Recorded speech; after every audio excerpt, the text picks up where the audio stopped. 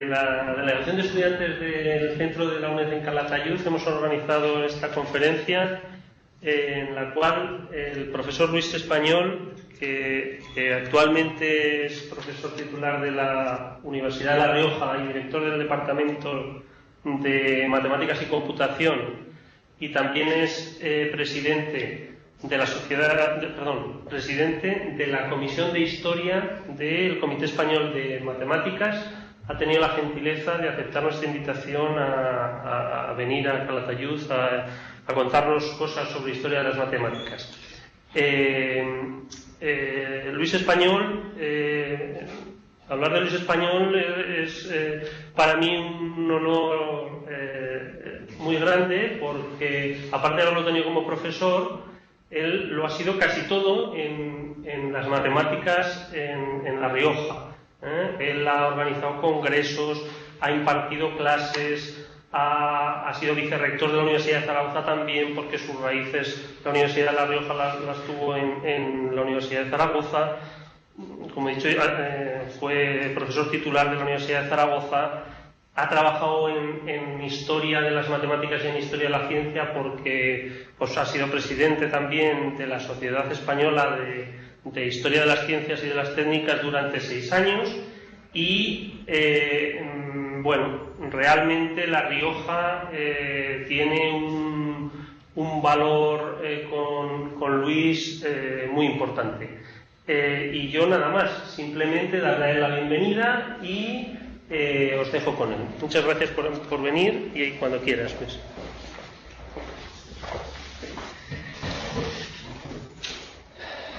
Muy bien, pues muy buenas tardes a los que me escuchan en esta sala y a los que me escuchan distribuidos por la red.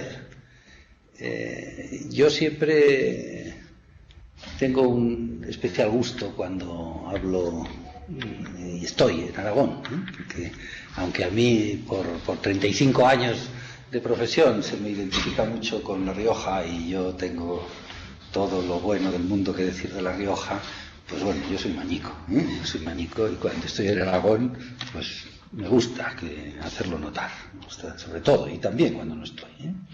Bien, mi charla va a titularse Hace 100 años, estudiar matemáticas en España.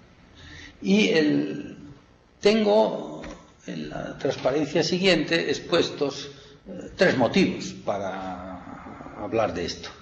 Bueno, naturalmente el primer motivo para hablar es porque alguien te invita a hacerlo, y la invitación que Antonio Juan me ha hecho en nombre de los estudiantes de la UNED de Calatayud la agradezco mucho, y se lo agradezco especialmente a él, porque claro, alguien que ha sido alumno tuyo y te invita puede ser, digamos, una tentación a presumir de, mira, no dejo mal recuerdo, pero si uno es molesto, se conforma, si es modesto, se conforma con decir, oye, al menos no me han tachado y han dicho, de este no quiero saber nunca más en la vida. Bueno, pues muchas gracias, Antonio, por esta invitación. Pero además ahora los matemáticos que estamos un poquito al tanto de las cosas de nuestra profesión y de la vida matemática del país, pues estamos muy metidos ya en los preparativos del centenario de la Real Sociedad de Matemática Española, que se cumplirá en 2011, y que, bueno, pues estamos ya iniciando preparativos. Entonces, esta situación parece que me invita a hablar de hace 100 años, matemáticas, España, hace 100 años. Y por otra parte, estamos en el momento actual en una situación también de planes de estudio, de cambios. Estamos adaptándonos al espacio europeo de educación superior, tenemos que cambiar planes de estudio, tenemos que cambiar formas de docencia, tenemos que pasar a entender el aprendizaje de otra manera, a los ritmos de estudio y aprendizaje distintos, cambiamos incluso los calendarios para hacernos europeos, ¿verdad?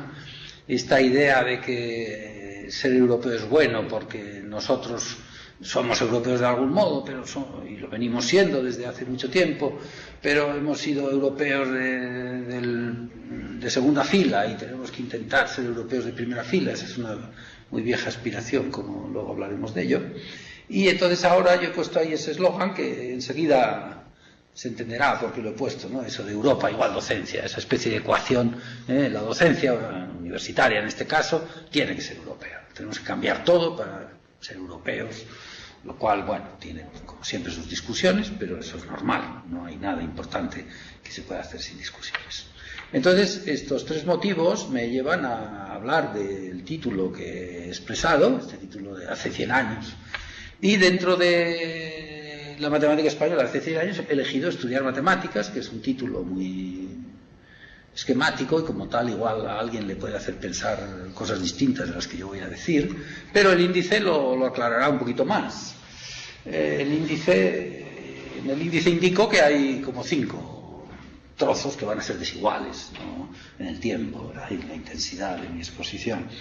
El primero será, pues bueno, a propósito del centenario, decir algo de la institucionalización de la matemática en el periodo del que yo voy a hablar, la anterior, la que influye en lo que pasaba hace 100 años.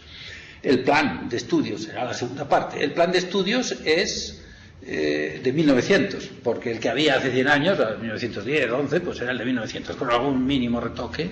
Pero yo hablaré del plan de 1900, aunque hablaré en un recorrido aproximado de 1900 a 1920, ¿no? Que es el entorno de 10 años adelante atrás a lo que es justo los 100 años de ahora.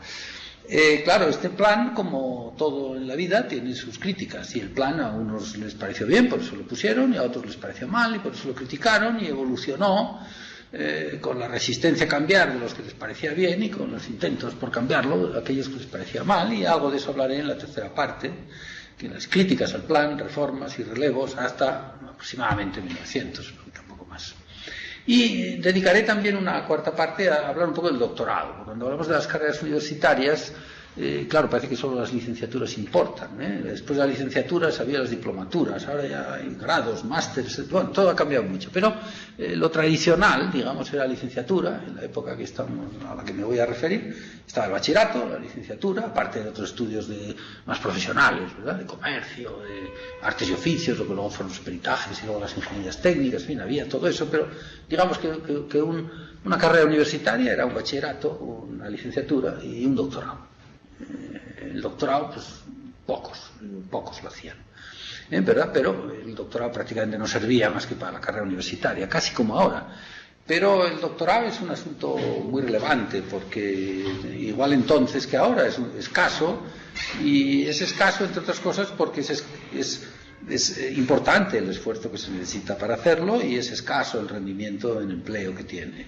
Y una de las características que yo creo que nuestro país necesita para tener un peso científico mayor es que el doctorado sea relevante, sea efectivamente un paso adelante en la formación, que hace mucha más gente, muchos más jóvenes de lo que lo hacen ahora, y que luego eso se aprecia como capital humano en el empleo de cualquier tipo que en este caso los matemáticos puedan tener. Eso todavía hoy está sin resolver. Y en el doctorado pues aparecerá Rey Pastor. Rey Pastor irrumpe en la matemática española en esta época, y algo hablaré de él porque no obstante pues Rey Pastor es un poco una de mis especialidades históricas, ¿verdad?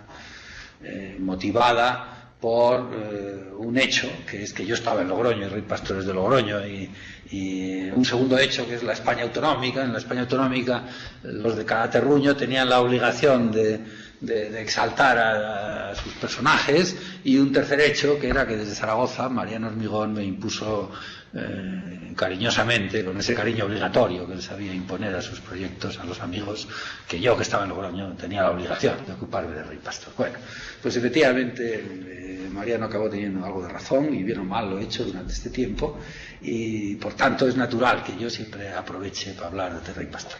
Pero además ahora es que viene a cuento, viene a cuento. Y hablaré de la batalla. Bueno, la batalla es una cosa un poco espectacular, ¿verdad? Un poco retórica, pero bueno, las peleas que él tuvo con los catedráticos, digamos, veteranos, para hacerse el hueco que él creía que debía tener el doctorado. Y bueno, finalmente, parte quinta de esta exposición, haré unas reflexiones a modo de conclusión para terminar. Terminaré y, según me han indicado, pues luego podrá haber discusión, preguntas desde la sala o desde allende la red, Bien, tanto el título cuanto el índice dan idea de la charla que puede ser equívocas y no se ponen a lo mejor algunas limitaciones que yo mismo quiero indicar que mi exposición va a tener, con una facilísima excusa, que es que, claro, una exposición de conferencia pues tiene una duración más o menos estandarizada y uno no puede hablar de todo.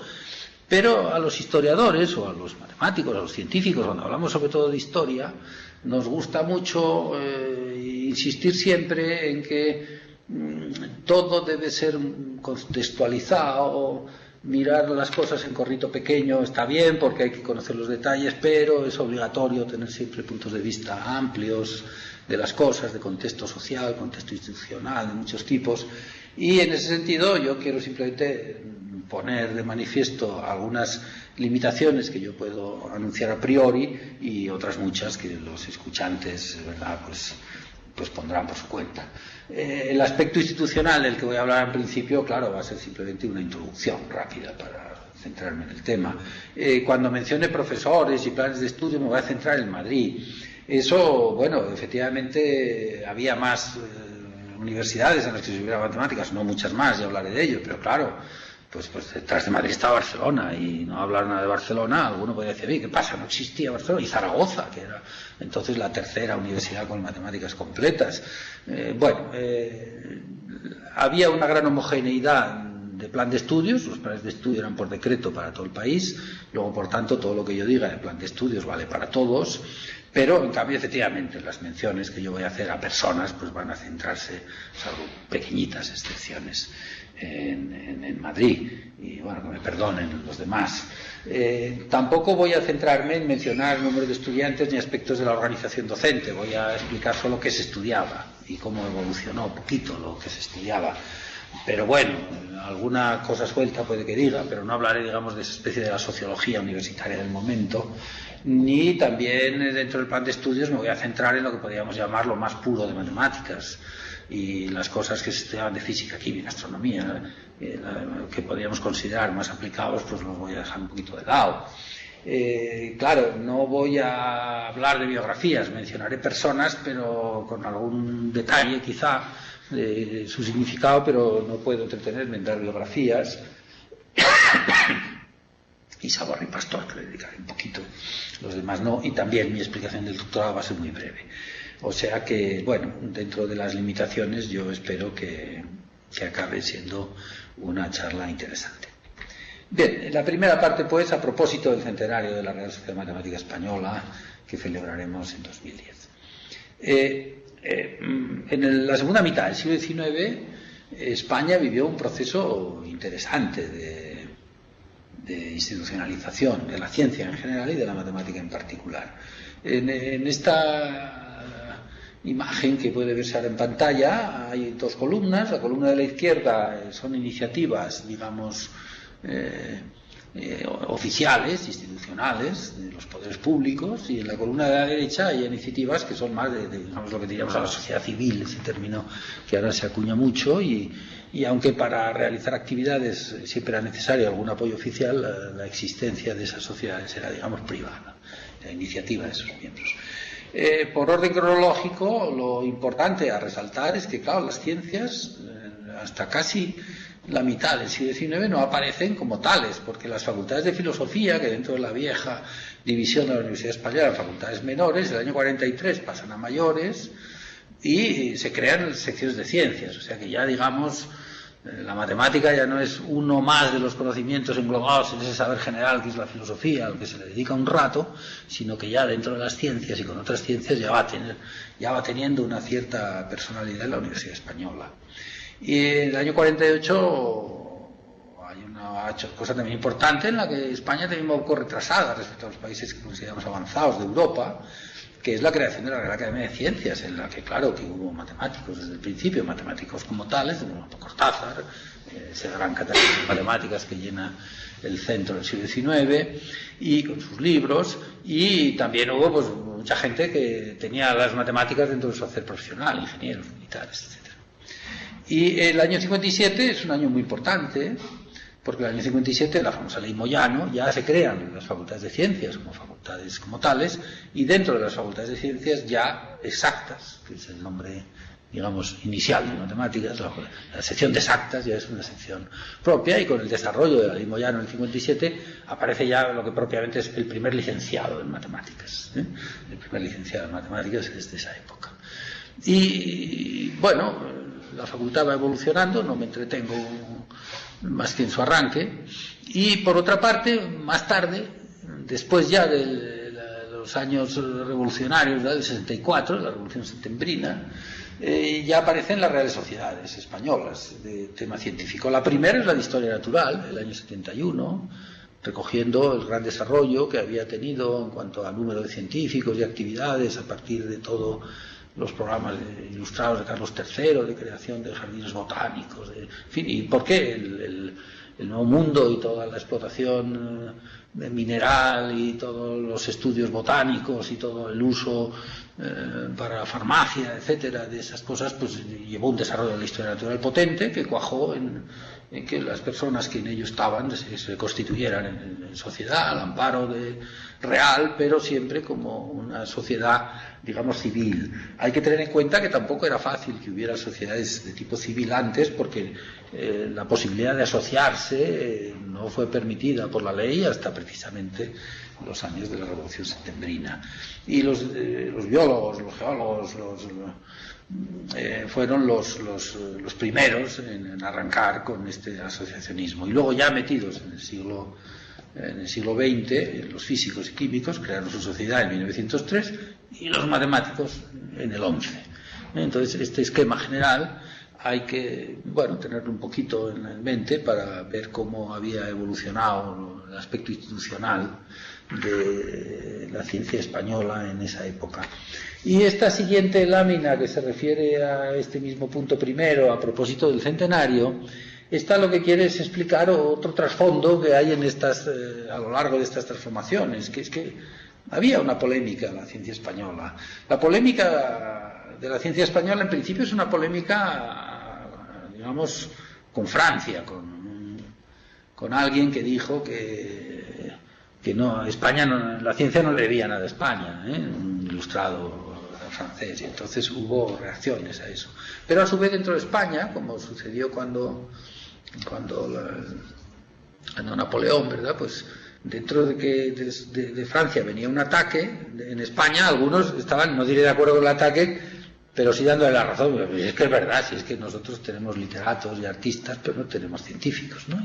Y la polémica se trasladó también un poco a España.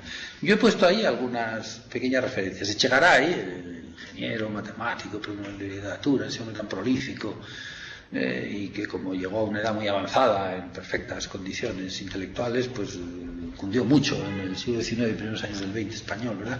Cuando se le hizo académico, decía la Academia de Ciencias, el año 66 del 19, en su discurso pues se apuntó a decir que efectivamente la matemática española era un desastre y que había que, en fin, con ánimo constructivo, en el sentido de sacudir conciencias para desarrollar la matemática española, pero poniéndola a caldo.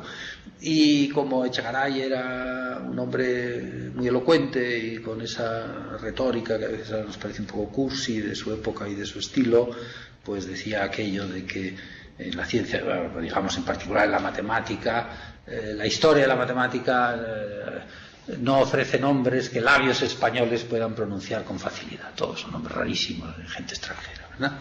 Y en cambio otros después pues intentaron llevarle la contraria, Menéndez Pelayo, Fernández Ballín, en general eran gente erudita que estudió mucho los detalles más pequeños y más grandes de la historia científica y matemática española, y sacaba a relucir, y pues no estamos tan mal, mira este, mira el otro, ahora no me puedo entretener en ello. Pero vamos, había una polémica y había un sentido de que había que progresar, y otra discusión sobre, bueno, tampoco estamos tan mal, el siglo terminó con el desastre es Cuba y Filipinas, y el desastre fue sentido en España como un desastre nacional, como su nombre indica, pero además causado en buena medida pues nuestro retraso científico y tecnológico, porque cuando nuestros barcos fueron hundidos por los barcos americanos, Nosotros llevábamos una madera con velas y ellos llevaban unos hierros con carbón y echando humo. Y claro, en fin, esa diferencia de potencia industrial, de potencia traducida en artefactos para la guerra, pues llevó al ánimo de impulsar unas reformas. De hecho, con ese motivo se suprimió el Ministerio de Ultramar, que España tenía. Con los funcionarios que sobraban de ese ministerio se creó el Ministerio de Instrucción Pública, que hasta entonces dependía de Fomento, que era una especie de ministerio para todo. Y es de esa fecha de 1900 cuando tenemos, digamos, en el Ministerio de Educación, con el nombre de entonces, de Instrucción Pública. Y se planteó una gran reforma educativa y se tuvo la conciencia de que lo mismo que también tiene un paralelismo ahora, porque ahora vivimos una crisis que, bueno, es económica, no bélica, afortunadamente, pero esa crisis también nos lleva a decir necesitamos una nueva producción, necesitamos un nuevo hacer científico-tecnológico para que nuestra capacidad industrial aumente, nuestra capacidad de producción de bienes y servicios originales aumente, etcétera. Bueno, pues entonces también había un movimiento de decir tenemos que ganar en ciencia y en tecnología para ser un país puntero. Y pocos años después, el filósofo Ortega y Gasset de alguna manera capitaneó intelectualmente este sentido de la regeneración nacional, del que hay naturalmente otras cosas anteriores, pero en toda esa campaña de escritos que tenían mucho eco en distintos periódicos de Madrid que Ortega hacía, pues en 1906 llegó a escribir que en España no había habido grandes científicos, pero como hecho aislado, no como una organización social para la ciencia. De hecho, ahí he puesto un texto literal, ¿no? Ciencia no, hombres de ciencia sí. Es en nosotros la ciencia un hecho personalísimo y no una acción social. Y entre otras cosas, para remediar eso se creó la JAE, que pongo allí, la Junta para Ampliación de Estudios e Investigaciones Científicas, intentando crear una acción social en favor de la ciencia y poniendo a su cabeza uno de esos hechos personalísimos, el premio Nobel Santiago Ramón y Cajal. Y bueno, pues la JAE tuvo varias misiones, entre ellas mandar gente a estudiar a Europa, a formarse en las mejores universidades, a los alumnos brillantes de España mediante becas, y reformar el magisterio, en fin, crear laboratorios de investigación, muchas cosas que yo ahora no me puedo entretener, pero sí que había, como reacción al desastre, había un gran movimiento y una gran acción política dedicada a promover una mejora científica en España. Y del punto de vista social de las sociedades civiles, en 1908, la Asociación Española para el Progreso de las Ciencias. Esa asociación se creó en 1908 en un congreso fundacional de Zaragoza, porque hay que darse cuenta que 1908 era otro centenario, el centenario de 1808, de los sitios, que ese es el motivo por el cual la fundación, digamos, de esta actividad tan interesante, societaria para impulso de la ciencia, se realizó en Zaragoza. Y Ortega, que volvió a escribir un artículo saludando a esta nueva asociación, pues venía a decir que había que modernizar España hacia esa ecuación Europa igual ciencia, que es la que yo he copiado al principio, ¿verdad?, para decir que ahora con Bolonia estamos haciendo Europa igual docencia. Bueno, y ya entonces, en 1908, se propuso en los discursos que hubo en esa fundación que había que crear la Sociedad Matemática Española. Eso se había hecho antes. Y en había habido voces antes diversas, pero bueno, el hecho es que el eco que tuvo la actividad fundacional de la Asociación Española para el Progreso de las Ciencias fue muy importante, y poco después la Sociedad Matemática Española se creó. Al principio he hablado de real y aquí he puesto solo social, bueno, sociedad, porque lo de real se puso más tarde, bueno, pero no voy a entrar en ese detalle. A lo largo de la historia ha sido real, sociedad sin más, real, ha entrado y ha salido lo de real, pero yo hablaré siempre de Real Sociedad Matemática Española.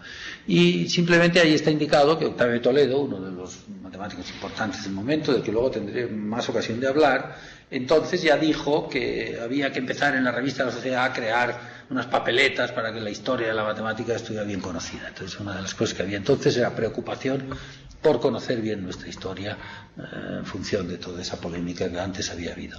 Indico allí un par de referencias interesantes, unos libros de los hermanos García Camarero, un libro donde se recopilan muchos discursos que tienen que ver con la polémica, y el libro de Elena Usejo, ¿verdad?, esa profesora de Historia de Zaragoza, que se refiere su tesis doctoral a la Asociación Española para el Progreso de las Ciencias. Bueno, y llegamos ya al plan de 1900. El plan García-Alís de 1900 estaba en matemáticas, formaba parte de una gran reforma que afectaba a toda la enseñanza. Aquí me voy a ceñir a matemáticas. Y lo voy a fechar en 1910, cuando ya había habido un pequeño cambio. Porque, como por ahí está indicado debajo del cuadro, este plan tuvo pequeñas modificaciones en 1909, 1915, 1917 y 1920. Las últimas afectaron solo al doctorado. En 1908, la que ya está ahí reflejada, la comento luego. Y ideas generales que hay que decir sobre esto. Primero, en horizontal, ahí he reflejado los 4 cursos de la licenciatura de 4 años. O sea, ahora que no sé si hemos sido modernos, para algunos les parece un desastre, pero hace unos años se pasó de 5 a 4 años. Bueno, pues empezamos el siglo con 4. Quiero decir que no, tampoco estamos inventando la pólvora, eran 4. Claro, eran muy distintos. Y luego la última columna es el doctorado. Y como se ve allí, había 3 tipos de asignaturas. Primera línea, geometría. Segunda línea, análisis. En general, digamos, lo que entonces, en palabras de Klein, que hizo muy famoso, la AAA, aritmética, álgebra, análisis, que digamos, iba todo junto. Iba todo junto. Luego lo comento un poco. Y luego, tercera línea, pues química, física y las ciencias de la Tierra y la astronomía. Ese era el perfil del matemático. Estos estudios entonces eran casi iguales a los de física. La diferencia con física era un par de asignaturas. Quita astronomías y panópticas y cosas de esas, y acústica.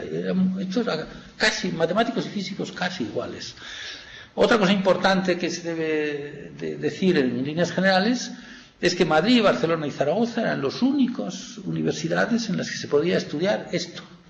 Y el doctorado solo en Madrid. Pero durante medio siglo solo en Madrid. O sea, para ser doctor había que estudiar en Madrid necesariamente. Y luego había otras universidades. En ese plan de estudios, los 2 primeros cursos, como eran comunes a muchos, a físicos y a químicos, y a algunas asignaturas servían para otras facultades también, eso sí se explicaban en muchas universidades donde hubiera facultades de ciencias, aunque no hubiera la licenciatura de matemáticas completa, en exactas. De manera que los catedráticos que estaban más extendidos por la geografía nacional, en general eran catedráticos de análisis matemático y catedráticos de geometría analítica, que normalmente se encargaban de dar la métrica también. Y por otra parte, los catedráticos ya de tercero y cuarto, pues solo estaban en esas 3 ciudades que he dicho, y el doctorado solo se daba en Madrid, eso hay que tenerlo en cuenta. El número de alumnos era reducido. Los 2 primeros cursos tenían más alumnos, pero luego ya tercero y cuarto y doctorado muchos menos. Pero hablando en Madrid, que podíamos empezar cerca de 100 en las asignaturas generales comunes a muchas carreras, para acabar en 20 o menos de 20 en tercero y cuarto en Madrid, y media docena como mucho en doctorado. O sea que en realidad los números en Madrid eran reducidos. En Zaragoza, por ejemplo, cuando acabó Cámara, los que yo he estudiado, Rey Pastor, Cámara en el 6, Rey Pastor en el 8, eran el único estudiante de matemáticas en ambos casos. O sea que en Barcelona había algo más también, pero bueno, quiero decir que el número de estudiantes es pequeño. Y el doctorado tenía alguna cosa muy curiosa. Era un curso, se hacían unos cursos más o menos livianos pero se hacía un trabajo en general relacionado con la tesis, que los estudiantes, digamos, mejores lo hacían al acabar el curso, y los que se tomaban la cosa con más calma al año siguiente se defendía una tesis doctoral, que era un trabajo más o menos original, pero más bien un trabajo de estudio, que es lo que ahora llamamos de investigación. Y además tenía la particularidad de que para que te dieran el título estabas obligado a imprimirla por tu cuenta y a regalarle a la facultad 30 ejemplares. O sea que, en fin, había que ser un poco pudiente para hacer el doctorado, porque si no, no. Por otra parte, las asignaturas, las primeras, casi todas, eran digamos, de 1 hora diaria de clase, pues 3 teóricas, 2 prácticas, pero bueno, no voy a entrar en estos detalles. Hay un libro, salido hace poco, Auterelo, con motivo de cumplirse 150 años de la licenciatura en matemáticas, a un catedrático de topología, jubilado, se ha tomado la molestia de buscar por los archivos toda la historia de la licenciatura, y hay un libro muy gordo que editó la Facultad de Ciencias Matemáticas de la Complutense de Madrid, donde hay todo detalle de profesores, planes de estudio, en fin. Es un libro no para leer de corrido, sino para tomar datos cuando uno los necesite, porque digamos que está la letra, pero no está la música. Ahora no hay nada contado, es un relato de datos, pero muy interesante. Bien, entonces es interesante también darse cuenta que en la columna de cuarto, ¿cómo acababa la carrera de matemáticas? Acababa en tres, como la culminación eran tres cosas muy aplicadas: la geometría descriptiva, la geometría de ingenieros y arquitectos, la mecánica racional, lo otro lo explico luego, la mecánica racional. Es decir, parece que se estudia análisis para poder entender la mecánica de Lagrange y de Hamilton, y luego la astronomía, que culmina en los estudios generales de física, química, cosmografía, ¿no? O sea que, digamos, el final que podíamos llamar un poco más teórico de las cosas reaparece en doctorado, pero para generar un licenciado estamos preparándolo para que aprenda la geometría de arquitectos e ingenieros, para que aprenda la mecánica racional y para que aprenda astronomía. De hecho, los observatorios astronómicos eran una salida profesional importante para los matemáticos entonces. Bien, y el otro asunto ya lo comento ahora al ver. Bueno, lo único de esa casilla donde hay dos asignaturas es porque en un momento determinado, que fue en 1909, en la primera reforma, se añadió un poco más de cálculo infinitesimal, unos complementos de cálculo infinitesimal, para que se consideraba que una sola asignatura de cálculo. Pero eso lo voy a explicar justo a continuación. Bueno, a este plan se le llamaba el plan de las geometrías, porque había mucha geometría. ¿Y qué tipo de geometrías había? La de primero, que era la geometría métrica, era pues la geometría de Euclides, geometría axiomática, con axiomas más no muy rigurosos en la parte lógica de la lógico-axiomática de la teoría, pero sí una geometría tipo Euclides, del plano, de la recta, el plano, del espacio, de áreas, volúmenes, un puntito de cosas que apuntaban a la proyectiva, por supuesto razones dobles, armónicas, en fin, toda la geometría, digamos, que se puede hacer desde el punto de vista euclídeo, con un pequeño asomarse a lo proyectivo, muy pequeño. Había un catedrático, que además en aquella época duraron mucho tiempo, Jiménez Rueda, que tenían sus libros de texto, que todo el mundo estudiaba el libro de texto del catedrático, etc. La analítica era pues la geometría coordenada que todos conocemos, con un sinfín de coordenadas, porque entonces estudiaban cartesianas, plicerianas. Las plicerianas son las coordenadas de la geometría proyectiva, las coordenadas homogéneas. Pero entonces, más que haber una geometría proyectiva todavía muy específica, que enseguida la hubo, ¿verdad? Por estos años empezó, el propio Vegas cambió sus libros por entonces y ya los hizo más proyectivos.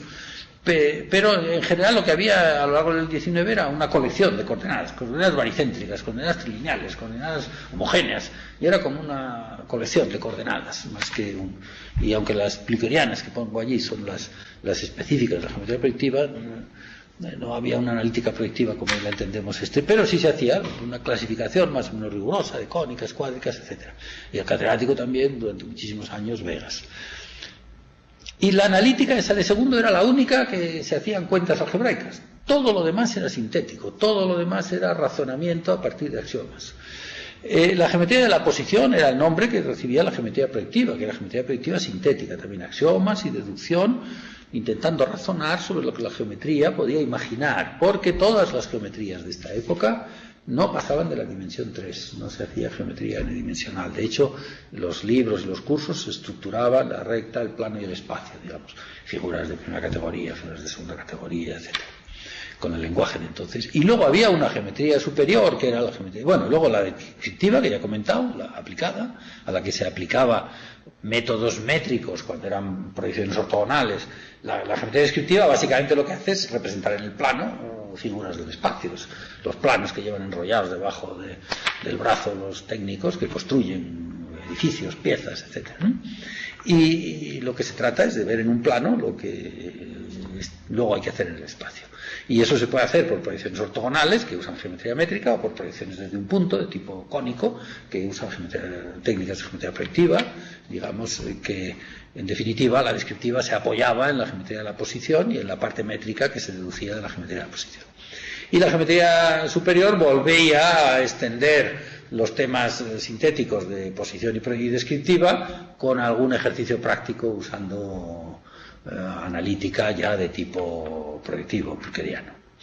Pero este esquema fue muy estándar y estuvo muchos años vigente, y la mejor manera para conocer esto es un artículo de Ana Millán que habla de los estudios superiores de geometría superior en España en el siglo XIX, que aunque estamos hablando de los primeros años del XX, esto es la continuidad natural, porque digamos el hombre importante aquí, que era Torroja, don Eduardo Torroja, que era el catedrático de geometría descriptiva y de la geometría del doctorado, era el que imponía criterios, y de hecho Torroja tenía posición oficial en el Ministerio de Instrucción Pública y fue el que inspiró y el que diseñó el plan de estudios de matemáticas.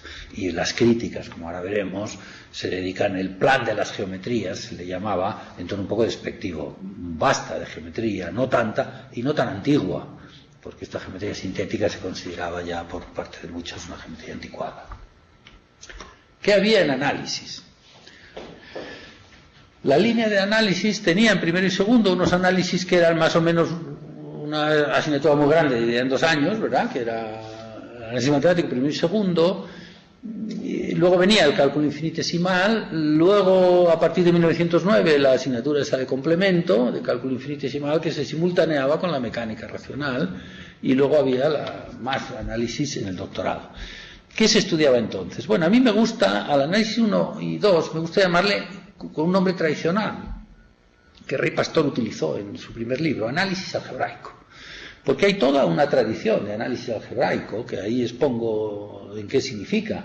Significa explicar los sistemas de números, las operaciones, cómo los números se van ampliando para resolver las operaciones inversas. Si tengo la suma y quiero restar, tengo que tener negativos. Si tengo el producto y quiero dividir, tengo que tener fracciones, etcétera, ¿no? Si tengo potencias y quiero hacer raíces o quiero hacer logaritmos, necesito números reales. Y si quiero levantar la restricción de que eso solo se puede hacer con positivos, necesito los complejos, etc., ¿no? Entonces, esa idea de ir resolviendo las operaciones inversas para que los números crezcan. Y unas operaciones que se van haciendo que siempre tienen muchas leyes comunes, la asociativa, la conmutativa, etc. Bueno, todo ese tema. Y luego temas matemáticos elementales, como son pues aritmética, combinatoria, determinantes y sistemas lineales, los polinomios y la división de la divisibilidad de polinomios, si el curso era elemental en una variable, si el curso era un poquito más superior en varias variables, que es más difícil, la resolución de ecuaciones algebraicas, la resolución numérica, todo aquello de la acotación, separación, aproximación de raíces complejas, el número de raíces contenidas en un recinto, todo este tipo de teoremas estaban ahí. Y la resolución algebraica, aunque el análisis algebraico llegaba a la raya de teoría Galois. Ahí terminaban los mejores textos o los mejores cursos de análisis algebraico, acababan demostrando la imposibilidad de resolver por radicales la ecuación de grado quinto, y algunos de esos simplemente lo mencionaban, pero nadie entraba en la teoría Galois, eso ya era álgebra muy superior. Y por otra parte, entrando ya en lo que ahora mismo lo identificamos más con el análisis, porque esto último que he dicho ahora lo identificamos con álgebra, pero entonces el álgebra era parte del análisis, el álgebra era así, algo así como la teoría de funciones fácil. Las funciones más fáciles son los polinomios. Y luego venía la parte más de los límites, las series, etcétera, y productos infinitos, y digamos el análisis algebraico tenía como una culminación que le daba redondez, que era coger las funciones elementales y expresarlas en series de potencias, que las series de potencias pues que eran polinomios con puntos suspensivos, tenían un tratamiento formal algebraico, y las cuestiones de convergencia, hasta que Cauchy no las puso en vereda, no se trataban mucho. Entonces, esta vieja idea de que hay un análisis que enseñar, que se refiere a las funciones elementales y a los algoritmos finitos o infinitos, contando con el límite que se hacen a partir de los números, esa idea ya está en Euler, que Euler, cuando estructuró en sus cursos una teoría de funciones separando el análisis matemático de su aplicación a la geometría, pues ya hizo la introducción al análisis de los infinitos, luego hizo cálculo diferencial integral. Está también cuando Lagrange hace su teoría de funciones basada en desarrollos en serie, también es una teoría formal, algebraica, es como el álgebra de puntos suspensivos. Y Cauchy hace lo mismo, Cauchy separa el análisis algebraico del cálculo diferencial integral, pero ya mete la continuidad, ya dice, las series Hay que mirar la convergencia, mete la convergencia, hay que mirar la convergencia.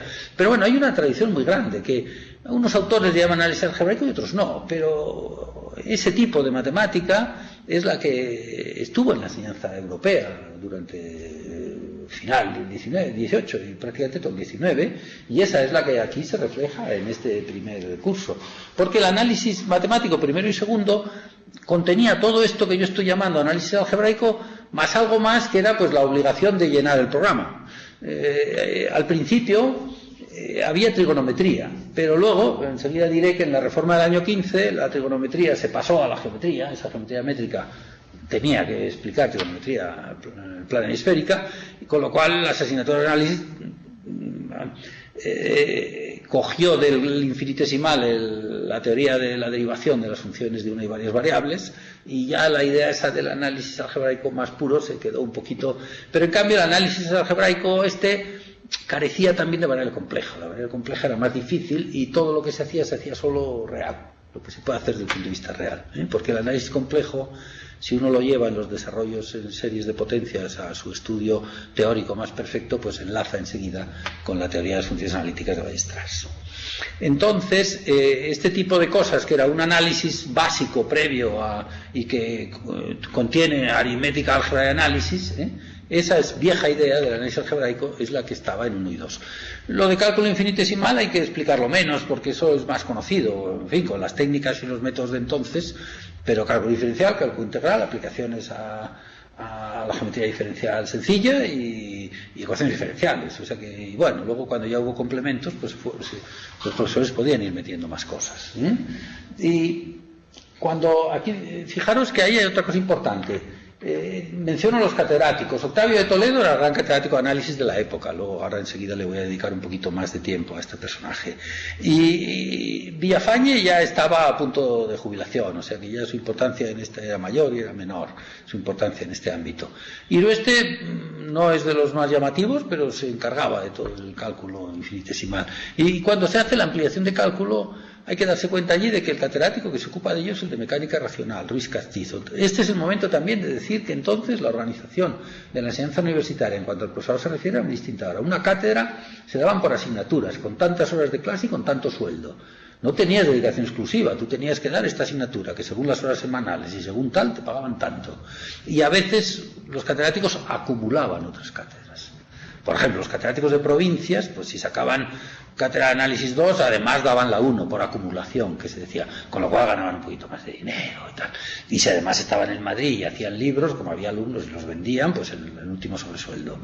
O sea que en realidad, y algunos daban clases en otros sitios y preparaban para acceso a las ingenierías, los famosos cursos preparatorios, porque no hay que pensar en el profesor en dedicación exclusiva, que está todo el día allí o debe estar porque a él le pagan y tiene un cierto número de horas de clases que dar. No, ahí te pagaban por tu cátedra. Y había cátedras con muchos alumnos que estaban mejor pagadas que otras. Y, por ejemplo, las cátedras del doctorado eran todas acumuladas a cátedras de licenciatura. Todos los catedráticos de doctorado, que eran en esta época Octavio de Toledo en análisis, que la tenía por acumulación de su cátedra de análisis matemático 1, Torroja primero y Vegas después en geometría, que la tenían por acumulación a sus respectivas cátedras de licenciatura, e Íñiguez, el astrónomo, que tenía también, ese me parece que no la tenía acumulada porque su otro puesto estaba en el observatorio astronómico, pero en general los catedráticos tenían cátedras acumuladas. Por eso no es raro ver que un profesor se encarga de otra cosa, aparte de que a veces es pues porque no se había cubierto la plaza, pero muchas veces había en general menos catedráticos que asignaturas, porque se daba el proceso de la acumulación. Aunque se creara la cátedra se daba por acumulación. Bueno, entonces, de la mecánica racional tampoco tengo mucho que explicar. Se explicaba el cálculo vectorial al estilo físico, la estática, la dinámica, etc. Al final la mecánica lagrangiana, y bueno, pues era una manera de culminar los estudios de análisis. Y eso sí, importante notar que las funciones de variable compleja, que los números complejos sí se daban, y de la resolución de ecuaciones en complejos y el teorema fundamental de la álgebra, todo eso sí se daba. Pero ya lo que es las funciones complejas en el sentido más sencillito de Cauchy, teoría de residuos, no se daba hasta el doctorado. Solo los que hacían doctorado aprendían eso. Y en esta época todavía de la variable compleja a la Riemann no se sabía en España nada. Bueno, en análisis matemático este era lo muy importante, este señor de mirada triste, esa mirada triste que está ya mayor en esta foto, y bueno, yo creo que el hombre tenía motivos para estar triste, porque en su biografía personal tuvo desgracias personales con la muerte de 2 hijos, en fin. O sea que en definitiva, pues bueno, era un hombre que transmite esa cara un poco así lánguida, ¿verdad? Pero era el hombre importante en el análisis matemático. Empezaba a enseñar en primero y terminaba de enseñar a los que hacían el doctorado. El tipo de libros que él escribía para texto de estas asignaturas, aunque se llamara Elementos de la aritmética universal, coordinatoria, determinantes, todo eso es lo que yo estoy llamando aquí el análisis algebraico. El tratado de álgebra, esa álgebra formaba parte del análisis algebraico. Y tenía un libro de trigonometría que fue famosísimo, se editó durante muchísimos años, y los que lo han usado y los que han escrito de él en esa época han dicho que era uno de los mejores libros de la materia durante muchos años en España. Y luego tenía un libro modesto, en mi opinión, de variable compleja, solo a la Cauchy, de 1907, que era lo que explicaba en doctorado. Este hombre sufrió, digamos, la llegada de Rey Pastor. Cuando Rey Pastor llegó a Madrid en el curso 14-15, pues digamos, le dejó anticuado Octavio de Toledo. Los libros que hizo Rey Pastor bloquearon la publicación ya de los libros de análisis algebraico de Octavio de Toledo, que ya no tuvieron ediciones prácticamente, salvo los más elementales, ese de calculatoria hasta el 25, porque se usaban en enseñanzas elementales. Pero a partir de esa época en la que Rey Pastor le desplazó un poco de la hegemonía matemática, él fue un decano de la Facultad de Ciencias muy dedicado a mimar y a cuidar su facultad. Hay una biografía hecha por Peralta en la Gaceta de la Resme sobre este señor, que así como Torroja era lo muy importante con su acólito Vegas para la analítica en la parte geométrica, pues en esta época era el hombre importante del análisis matemático en Madrid. Y pasamos al punto 3 de las críticas. Bueno, Torroja preparó el plan, un hombre severo, austero, de mirada un poco inquisitorial, aunque casi no se le ven los ojos, ¿verdad? Un hombre que se le considera en la historia de las matemáticas como eso que se dice los sembradores, ¿no? Echegaray, Torroja, Galdeano, los que empezaron. Y eso es verdad. Yo creo que Torroja hizo un esfuerzo muy importante allá por los años 80 de importar la geometría Stauss, o sea, de modernizar matemática española. En mi opinión, el problema de Torroja es que modernizó, y esa modernización la hizo durar 30 años, y eso ya es demasiado. En una época en la que las matemáticas estaban muy vivas y muy cambiantes, modernizar de joven y jubilarte con lo que has modernizado de joven, pues no, eso ya no, eso ya no. Y desde ese punto de vista había otro catedrático, el gran, zaragozano por su trabajo, ¿verdad? Como yo soy riojano, pero él era navarrico, y como yo soy aragonés, pero vamos, el gran catedrático de Zaragoza, Zoel García Galdeano, pues ponía verde a este plan, el exceso de geometría, y lo criticó. De hecho, Galdeano apoyó mucho la reforma general de planes de estudios que hubo en 1900. Apoyó mucho la reforma general que se hizo en la Facultad de Ciencias, pues el resto. Pero en concreto en matemáticas decía que un desastre. En concreto en matemáticas mal, porque hemos perdido una ocasión de ser modernos. Claro, Torroja y García Galdeano eran catedráticos muy diferentes. En la transparencia anterior, la vuelvo a poner, se ve que son casi de la misma época. Son coetáneos, de un año de diferencia. Pero tienen unas trayectorias personales y de actividad muy distintas. Torroja era un arquitecto y era prácticamente un geómetra. No es que no supiera de lo demás de matemáticas, pero era un hombre focalizado en la geometría y en la descriptiva, y en la proyectiva como base de la descriptiva. García Galdeano era un hombre de letras que se hizo matemático tardío y que era un hombre humanista y que veía las matemáticas de una manera muy global. Torroja es verdad que hizo la recepción de la geometría de Stauss, pero García Galdeano fue toda su vida un promotor de toda la matemática moderna, que necesitamos saber muchas cosas en España que no sabemos, en Europa hay esto, y aquí no lo conocemos. Torroja quedó muy anquilosado con ese esfuerzo que hizo por Stauss, que eso hay que aplaudirlo, pero luego ahí se quedó. Y en cambio Galdeano no paró de tomar iniciativas, de las cuales la más importante es el Progreso Matemático, la gran revista de matemáticas de finales, los años finales, en 2 épocas, que ha estudiado muy bien Mariano Hormigón. Y él vivía pues un poco en Madrid, en su mundillo, muy metido en esferas oficiales, porque era un hombre de mucho prestigio y mucha categoría. Y en cambio Galdeano era un poco rechazado por el Grupo de Madrid, ¿no?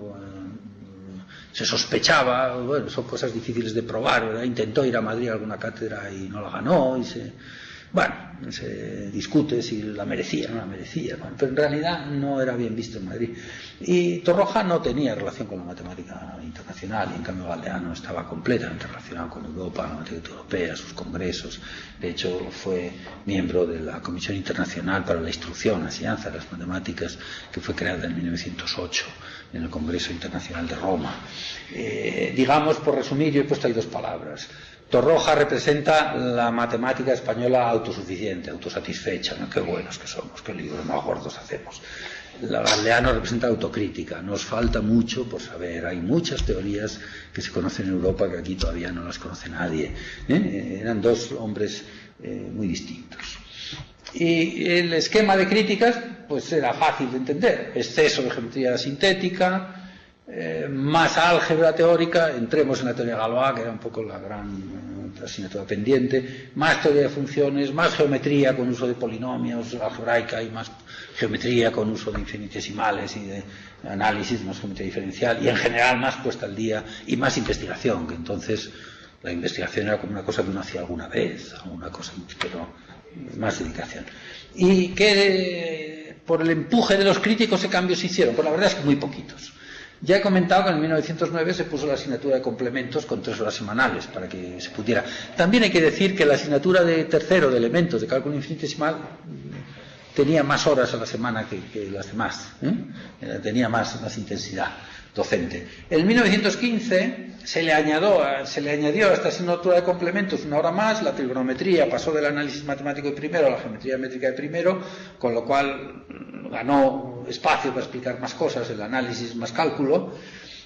Y en el doctorado la astronomía se retiró. Primero se añadió como opcional la física matemática que tenían los físicos, que entonces daba un viejísimo Echegaray, que luego dio Carrasco, y en el 17 se quitó la astronomía y se puso la mecánica celeste, una cosa ya pues también más teórica y no solo observacional, en la que apareció un catedrático nuevo, Plans, que llegaba de Zaragoza. Y en el año 20, pues bueno, apareció una asignatura de metodología y crítica matemática, pues para dar un poco de satisfacción a Rey Pastor por esa batalla del doctorado, de la que si luego hay tiempo hablaré más tarde. Pero se puede ver que desde 1910 hasta 1920 los cambios son muy pequeños y digamos significa que la estructura matemática que había en el país estaba muy quieta y muy poco al aire de los grandes cambios que se estaban produciendo en la matemática internacional. Bueno, en esto es donde aquí irrumpe Rey Pastor. Rey Pastor se licenció, es logroñés, nacido en 1888, se fue a estudiar a Zaragoza, donde hizo la licenciatura. Ahí tuvo 2 profesores que él recuerda con entusiasmo, Galdeano y Álvarez-Ude. Galdeano, el que le explicó el cálculo infinitesimal, y Álvarez-Ude, el que le explicó la geometría de la posición y la descriptiva. Álvarez-Ude por entonces era pues un discípulo predilecto de Torroja, y luego cuando llegó al doctorado lo hizo a la estela de Torroja, y de hecho se doctoró en geometría. O sea que curiosamente Rey Pastor tenía, digamos, el sello de discípulo de los 2 enfrentados del plan, Enseguida empezó a ir a congresos, a publicar trabajos, los congresos de la Acción Española, se creó la RESME, empezó a publicar en la revista, participó en la creación de la RESME, fue uno de los primeros secretarios, en fin. Y en junio del año 11, es decir, muy jovencito, ganó una cátedra en Oviedo, y entonces otra de las cosas que su época puso a disposición de los jóvenes, que era la JAE, estuvo 1 año en Berlín, dio 1 año de clases en Oviedo, se fue 1 año a Gotinga, en Múnich estuvo también de paso. Berlín y Gotinga entonces eran las universidades cumbres del mundo. París también, que me perdonen los franceses, pero Berlín y Gotinga eran los lugares donde estaba la matemática de primerísima línea. Y en el 14-15, cuando la guerra mundial le obliga a volver apresuradamente a Madrid, y no se sabe si hubiera seguido yendo a Alemania, pero como estalló la guerra, pues ya no hubo ocasión, empezó a dar clases en Madrid, e inició su batalla. Su batalla en Madrid fue modernizar la enseñanza y pedir atacar al funesto plan vigente con más análisis. De alguna manera, por aquellos años, Torroja ya empezaba a desaparecer, porque antes de jubilarse, que se jubiló enseguida, estuvo años enfermo, y digamos que probablemente Rey Pastor hubiera sido más cauto con Torroja delante, porque le tenía un cierto respeto. Pero en cuanto desapareció Torroja, empezó a dar caña a los catedráticos mayores, porque eran viejos, estaban viejos matemáticamente hablando, que no estaban enseñando matemática nueva. Pero lo cierto es que, bueno, que luego se marchó invitado a Buenos Aires, que luego al final se fue a vivir a Buenos Aires, o sea que tuvo unos años de mucha intensidad, que yo los intento contar en ese artículo que allí está reflejado de la Gaceta Matemática del año 2006, hasta la historia de Rey Pastor del año 20, y Rey Pastor, aquí he puesto dos comienzos. Su comienzo doctoral, su tesis doctoral, no hay tiempo de exponer ahora, pero marcó diferencia con las tesis doctorales hasta entonces, digamos, puso otro nivel, puso otro nivel. Seguía siendo una geometría sintética, seguía siendo un poco antigua, pero otro nivel de categoría científica. Y su primer curso en Madrid, que ahí está reflejado en los apuntes del año 14-15, marcó un nivel también respecto a los cursos de Octavio de Toledo. O sea que él llegó y marcó una diferencia, nada más y nada. Y bueno, aquí por poner algunas fotos. Este era el Rey Pastor de entonces. He puesto una foto, una cosa que me gusta mucho, y que me gusta mucho primero, porque esa foto sentado en el sillón del año 15, ese sillón es el sillón del director entonces del Instituto Goya. Esta foto le tengo yo un cariño especial porque me regalaron una copia los del Instituto Goya, donde yo estudié mi bachillerato, mi segunda parte, la primera fue en Madrid, en el Instituto San Isidro, y hace unos años, siendo un compañero mío de curso, director, una compañera matemática me trajo la foto, desmontaron el cuadro para hacer una foto y dármela. Fijaros que esa foto es una de las famosas fotos de Rey Pastor, ese dibujo a carboncillo que está hecho en Buenos Aires cuando estuvo allí el año 17 y 18. Seguro que Rey Pastor llevaba esta foto en el bolsillo y alguien lo hizo copiándole de esa foto. ¿Qué pasa aquí? Y alguien lo hizo copiándole de esa foto. Y esa foto es la que luego el Año Mundial de las Matemáticas se utilizó para el sello. Esa es la que se utilizó para hacer el sello conmemorativo, que es la figura de Rey Pastor. O sea que esa figura que la filatelia ha inmortalizado está dibujada a partir de una fotografía hecha a Rey Pastor en Zaragoza, en el sillón del director del Instituto Goya. Bien, y aquí pongo dos obras que son Los Fundamentos de Geometría Proyectiva, que es un premio que le dio la Academia de Ciencias en el año 14 y que no se publicó hasta el 17, y unas representaciones sobre la teoría de la representación conforme, unas conferencias que dio en el Instituto de Estudios Catalans y que las redactó en catalán Terradas, otro gran matemático e ingeniero de la época. Estos dos libros demostraban que la batalla de Madrid por el doctorado estaba justificada. La geometría que hay en este libro de fundamentos es muy superior a la que, y mucho más moderna, es una geometría axiomática, a la manera de Pasch y Schur, que es mucho mejor que lo que se estaba explicando. De hecho, Vegas, unos años después, intentó explicar este libro y Rey Pastor le criticó porque decía que lo explicaba mal, porque no lo entendía. Y esa variable compleja era ya variable compleja Riemann, mucho más moderna que la variable compleja que Octavio de Toledo explicaba en el doctorado. Y entonces Rey Pastor se indignaba porque no le dejaban él explicar en el doctorado. Y entonces la batalla del doctorado de esta época es, digamos, una lucha interesante por la hegemonía de un matemático que llega moderno y con ambiciones, y unos matemáticos que están instalados y que están un poco anquilosados. El plan de estudios del año 17 lo voy a pasar muy por encima, porque salvo algunos cambios de persona, es muy similar. Es que las cosas habían cambiado muy pocos, habían cambiado muy poco. Quiero destacar de este cuadro únicamente que Álvarez Ude ha pasado de Zaragoza a Madrid porque se ha jubilado Torroja y ocupa su cátedra, pero Vegas, el más viejo geómetra, mucho peor matemático que Álvarez Ude, se queda por antigüedad con el doctorado. Porque entonces cosas es una cátedra de acumulación, es un dinerillo, en fin, bueno, aquí entran las cosas estas de la vida misma. Por lo demás, poco han cambiado las cosas. Rey Pastor asoma junto a Ruiz Castizo en los complementos del cálculo infinitesimal. Rey Pastor es catedrático en realidad de primero, y se va alternando con Octavio de Toledo y Rey Pastor. En realidad, yo ahí he puesto Rey Pastor en segundo y ya no estoy ni seguro de si está bien o está mal, porque el primer año Rey Pastor 14-15 dio primero, al año siguiente dio segundo. Era muy frecuente que los de primero y segundo rotaran para dar la asignatura de 1-2 entera a la misma promoción, digamos, ¿no? Bueno, entonces, pero Rey Pastor quería tirar para el rectorado, se metió con Ruiz Castizo en el complemento de cálculo, pero el doctorado se le vedó. Pero entonces, y eso es muy importante, lo indico allí, la JAE creó el Laboratorio Seminario Matemático. Y allí la batalla del doctorado tuvo la segunda parte. Allí se creó un núcleo de investigación y la gente hacía el doctorado investigando con Rey Pastor y otra gente en el Laboratorio Seminario de la JAE, y los cursos de doctorado quedaban como una especie de trámite que había que hacer. Pero luego los tribunales los ponían los catedráticos del doctorado y ahí había una pugna bueno, interesante. A veces se parece un poco a las pugnas que puede haber ahora entre facultades y el Consejo Superior de Investigaciones Científicas y cosas de estas. Bien, estas historias no tenemos mucho tiempo en dedicarnos a ellas. Ahí cito un trabajo de Ausejo y Millán muy importante sobre cómo estaba organizado el laboratorio.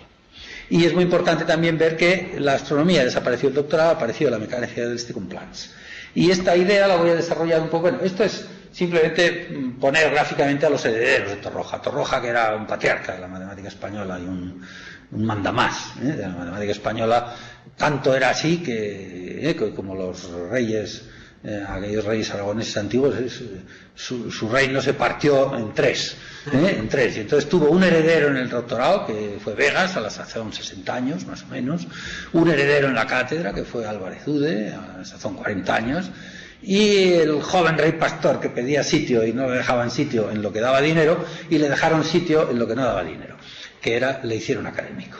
El puesto en la Academia de Ciencias se le dio a Rey Pastor, bueno, Vegas ya lo era, y Rey Pastor, bueno, se enfadó mucho y se acabó yendo a Argentina, hay quien dice que por ganar dinero, y él decía que porque estaba muy desilusionado con el tratamiento que se le estaba dando en Madrid, que no se le dejaba hacer cosas. Pero esta lámina da un poco una idea de cómo el tiempo de duración de Torroja fue muy amplio y que hay como 3 generaciones o 3 épocas. Su primer gran discípulo, que fue Vegas, al que tenía aparcado como ayudante en los aspectos de la analítica, su primer gran discípulo de talla matemática, aunque poca actividad investigadora, que fue Álvarez Ude, y su último discípulo y hombre muy brillante, que fue Rey Pastor, aunque discípulo solo en el doctorado. Bien, un pequeño esquema de cómo estaban las tesis doctorales. Hay que hacerse cuenta de la pobreza de la estructura matemática superior de entonces. Entre 1905, que fueron las primeras tesis del plan de 1900, y 1921, 35 tesis doctorales, solo en Madrid. Hay que observar que el total, bueno, las geometría, análisis y astronomía eran los grandes bloques, las 3 asignaturas. Podía haber tesis de temas difíciles de clasificar.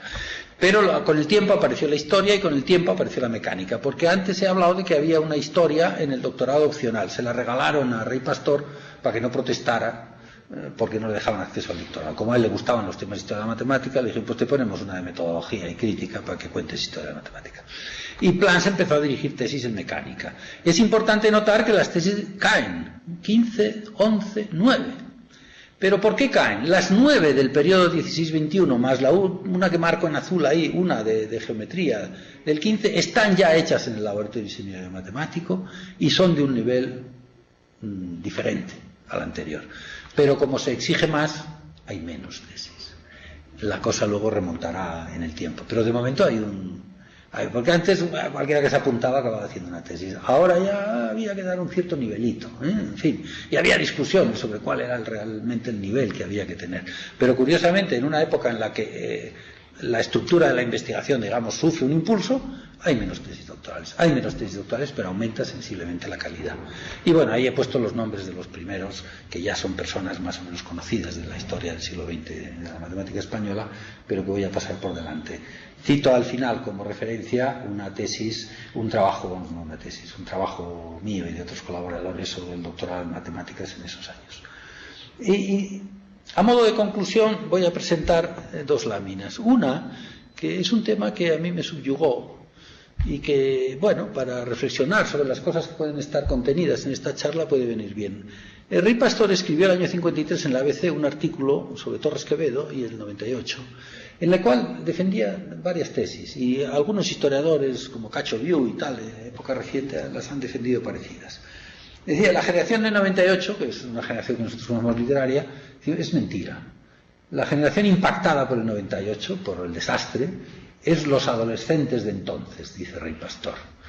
Entonces, los que éramos jovencitos, entonces nos avergonzamos del país. Los que entonces ya eran jóvenes y andaban ya iniciando profesiones y tal, pasaron de largo. Los célebres literatos no deben apropiarse del 98 porque jóvenes en aquella fecha no supieron prever el desastre, les dejó desorientados y no...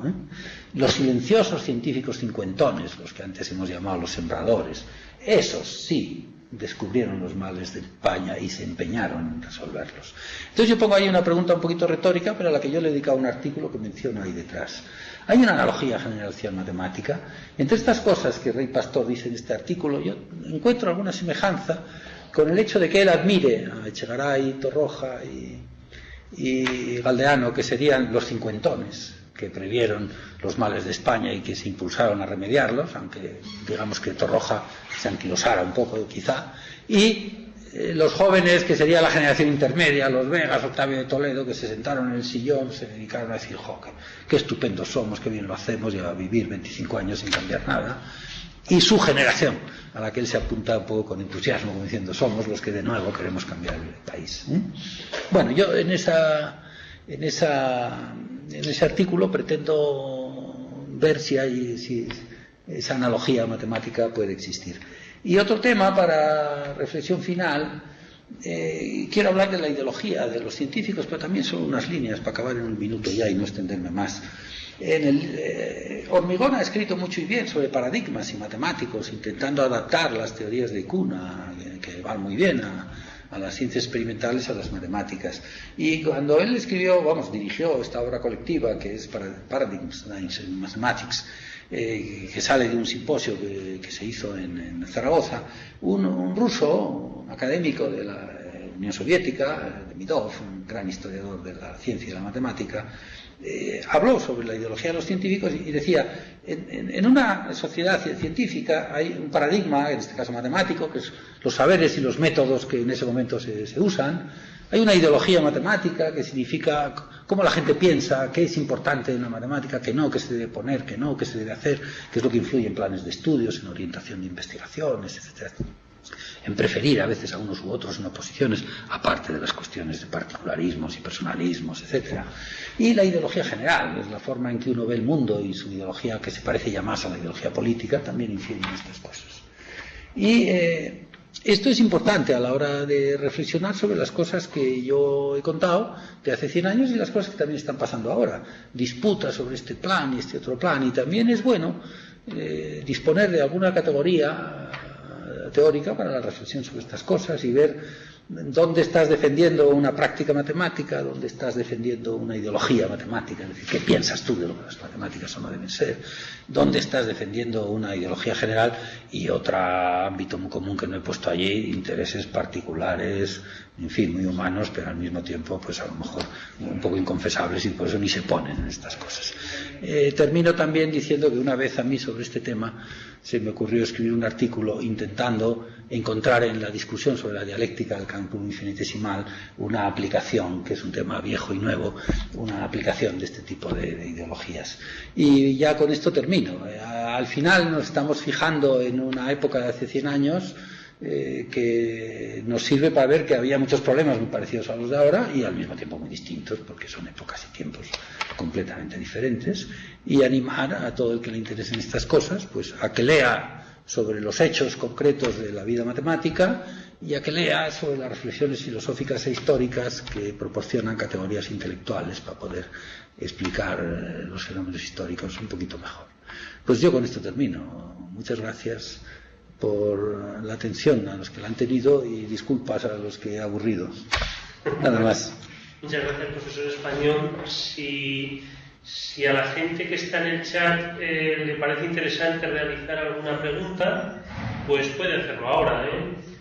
Voy a Yo tenía una pequeña pregunta, y es que en toda la charla de todos los planes de estudios que has expuesto, los aspectos topológicos y más, o sea, se habla mucho de análisis matemático, pero un análisis más algebraico, ¿no? Sin embargo, los aspectos topológicos me parece que están ahí como a caballo entre varias cosas, no... Es pronto para hablar de la topología en la enseñanza, incluso en la enseñanza universitaria. En esta época había cursos de topología con el nombre de análisis situs en universidades punteras, pero eran cursos de los especiales que dan profesores, ¿no? La topología tiene dos vías de acceso en la matemática para configurarse una disciplina, digamos, autónoma, que tiene ya nombre propio. Una es la vía geométrica. La vía geométrica que, bueno, la podemos empezar puentes de Königsberg, la podemos empezar con la caras más vértices, aristas más 2. Digamos que la idea de análisis... Hay una geometría sin medida. La geometría etimológicamente significa medir figuras y medir las figuras. Pero hay otra geometría que no mide nada, que habla de posición, que habla de propiedades geométricas independientes de la medida. Y en cierto modo a eso es a lo que Leibniz le llamaba análisis situs. Y algunos matemáticos han entendido por análisis situs cualquier tipo de geometría que no mida. Y desde ese punto de vista, por geometría proyectiva puede ser un análisis situs, porque es una geometría de hecho el nombre que le hemos visto ahí es geometría de la posición, no geometría de la medida. Bueno, pero estas cuestiones se fueron configurando, los poliedros, las formas de hacer poliedros, para qué tipo de cuerpos vale eso de caras más vértices, aristas más 2, que vale para los poliedros regulares platónicos, cómo tiene que ser un cuerpo para que valga esa fórmula, bla, bla, bla, bla, bla. Por ahí se van haciendo multitud de desarrollos, que ya es un tipo de geometría que no mide nada, y que eso va llevando a lo que ahora podríamos llamar la clasificación de superficies, una clasificación de tipo combinatorio de superficies. Y eso es una rama de crecimiento de la topología que quizá se va haciendo algebraica y que podríamos a lo mejor culminar en Poincaré, en análisis de Poincaré, en la teoría de grupos fundamentales, en Möbius antes, con la grafía, etc. Pero es una línea histórica. Y luego hay otra línea histórica que básicamente es la que empieza Cantor, con la teoría de conjuntos de Cantor. Aparte de los conjuntos en sí, con elementos sin más, están los conjuntos con posición, los conjuntos próximos, con posición dada por límites, los de acumulación, los de tal y cual, ¿no? Y bueno, esas dos líneas andan por ahí. Y la línea de geométrica entra en los planes de estudio muy tarde. Es lo que podríamos llamar la que lleva la topología algebraica, por así decirlo. La topología cantoriana entra antes, y por esta época que yo he estudiado empieza a asomar y en Rey Pastor asoma claramente, cuando los autores explican el análisis de varias variables. Ya, cuando se saben de una variable ya necesitan un poco decir, bueno, los conjuntos del plano, ¿qué es una curva? ¿Qué es una curva? Pues ya hace falta ir metiendo topología. Pero es una topología que es la que el análisis necesita, ¿no? Y el álgebra es lo mismo. El álgebra es parte del análisis. El álgebra es, como he dicho antes, la teoría de funciones de las más fáciles, que son los polinomios. Las cuentas, lo que uno hace con los polinomios, la teoría de funciones polinómicas. Entonces decían funciones enteras. Pues ese análisis es el álgebra. Claro, el álgebra como hoy día lo entendemos. El álgebra y la topología como paradigmas de la matemática axiomática del siglo XX viene más tarde. Y en España no hay asignaturas de álgebra y de topología, ahora no me lo sé de memoria, pero hasta los años 50 y algo. Hasta entonces ha habido cursos de doctorado, ha habido cursos, pero digamos una asignatura que se llame álgebra, geometría algebraica, y una asignatura que se llame topología, la geometría diferencial un poco antes, y una asignatura que se llame topología es de posguerra avanzada. O sea que en este tiempo es muy temprano para hablar de álgebra en el sentido axiomático. Aquí en estos libros de análisis algebraico, y cuando se habla de polinomios, hay unas cosas muy bonitas de estudiar. El principio de permanencia de las leyes formales ya da idea de que hay una especie de estructura abstracta de la que participan todos los números, y la idea de cuerpo, la idea de grupo, pero las teorías ya puramente axiomáticas, como hoy día se estudian, son siglo XX, aunque tienen gérmenes evidentes en la segunda mitad, en el Dedekind, en Kronecker, pero es siglo XX. Y en España y en planes de estudio universitarios, a posguerra. ¿Qué opina el profesor español sobre la reducción de asignaturas de matemáticas en los nuevos grados? Supongo que se referirá más a los grados de ingenierías, quizás. Bueno, a mí me parece mal. La reducción de asignaturas de matemáticas en los grados se produce en todos los grados, en mi opinión. En los grados de ingenierías y en los grados de empresa, en empresa quizás, bueno, ahora es muy difícil hablar de esto en general, porque como cada universidad puede hacer su plan, aunque hay muchos intentos de coordinar y de uniformizar, pues habría que estudiar cada caso. Pero yo creo que en general se produce una disminución. En empresa, yo creo que en los estudios de empresa se produce una disminución, y a mí me parece que incluso más notoria, en algunos sitios, cosas que yo conozco, que la que se produce en las ingenierías.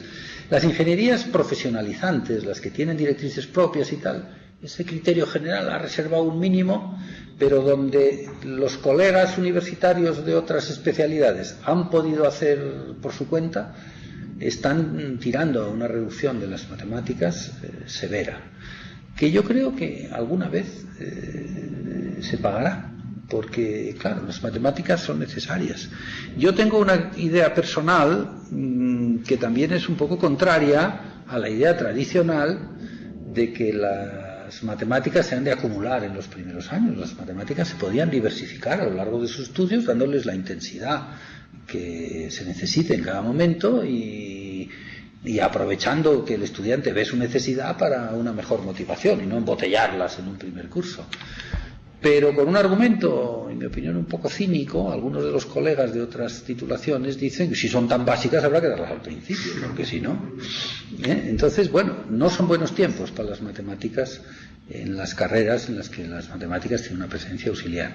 Y en el grado de matemáticas también hay una disminución, porque claro, si comparamos con la licenciatura, pues hay una reducción. Lo que pasa que, claro, lo que antes se explicaba en la licenciatura, pues ahora se hará en grado más máster, y los que hagan máster, pues a lo mejor algunos acaban haciendo incluso más, ¿no? Pero claro, el grado. Y luego hay otro motivo de reducción de las matemáticas en los grados de matemáticas en muchas universidades, sobre todo en las más pequeñas o en las menos grandes, porque la situación de crisis económica reciente, pero la no tan reciente, de disminución del número de alumnos, ha llevado a que los poderes académicos, autonómicos y universitarios impongan coincidencia de asignaturas entre varias carreras. Por ejemplo, en unos sitios que matemáticas tenga mucho en común con física, en otros que matemáticas tenga mucho en común con informática, que es lo que hacemos en Logroño, para, digamos, economizar.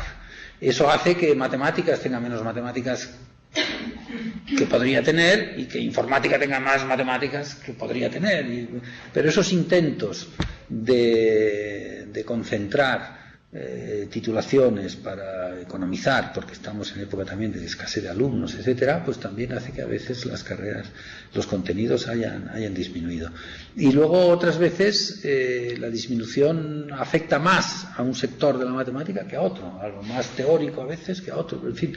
Pero también quiero indicar que, aunque yo creo que hay un carácter general de descenso, hay que mirar universidad por universidad, porque ahora hay mucha capacidad de dentro de una cierta homogeneidad de ser distintos en los enfoques. Carmen, que era la persona que preguntaba, dice: creo que ya lo estamos pagando con nuestros hijos y sus penosos niveles de matemáticas en eso y bachillerato. Ese es un problema severo, pero ese es un problema severo que tiene dos enfoques. Hay un espíritu matemático que se cultiva aprendiendo matemáticas de verdad, no matemáticas auxiliares para otras ciencias. Pero también es verdad que hay una formación como profesor que a veces la carrera de matemáticas descuida. Y digamos los aspectos de matemática horizontal, de matemática cultural, de matemática que importa mucho para ser buen profesor, a veces los propios matemáticos los descuidamos, ¿no?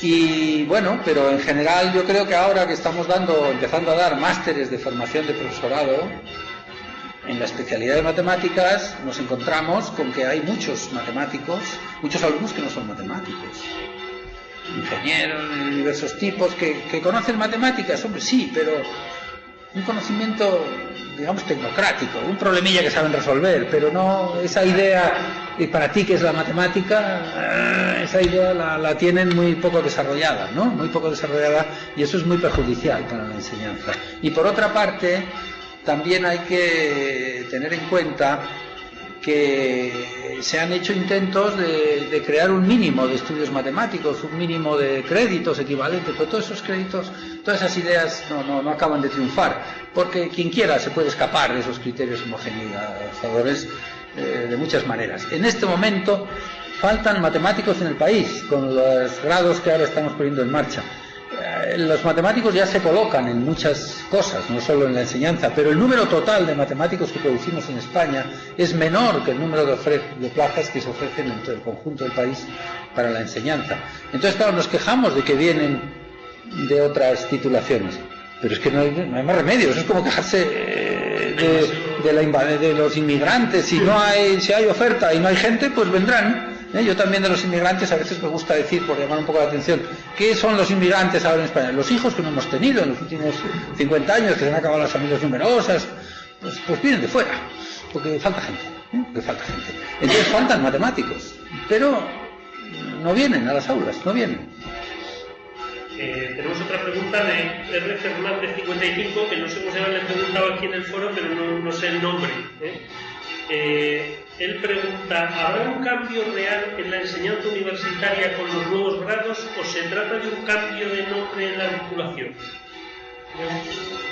Bueno, como no sé si se escuchan las campanas, bueno, estas campanas tocan para que congregar matemáticos jóvenes que quieran estudiar matemáticas, a las titulaciones de todas las universidades españolas. Venga, que se escuchen bien por la red, porque estas campanas tocan a matemáticos, jóvenes a las matemáticas. Bien, la pregunta, que con esto de las campanas de ahí era, ¿habrá un cambio? Bueno, esto yo creo que sí va a haber un cambio, y se apreciará, y no solo un cambio de nombre. Lo que pasa que, bueno, se apreciará con el tiempo.